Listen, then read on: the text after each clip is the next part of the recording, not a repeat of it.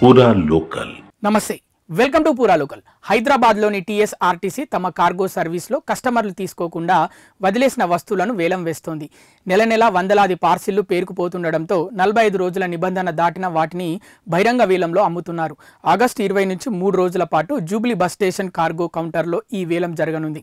మధ్యాహ్నం 1 గంట నుంచి సాయంత్రం 5 గంటల వరకు ఈ వేలం నిర్వహిస్తారు. ప్రతి నెల 30 నుంచి 50% డిస్కౌంట్తో వస్తువుల వేలం వేస్తున్నామని ఆర్టీసీ కార్గో అధికారులు చెప్తున్నారు. మొదటిసారి వేలం వేస్తే 50%, రెండోసారి 80%, మూడోసారి 90% డిస్కౌంట్తో వేలం వేస్తున్నారు.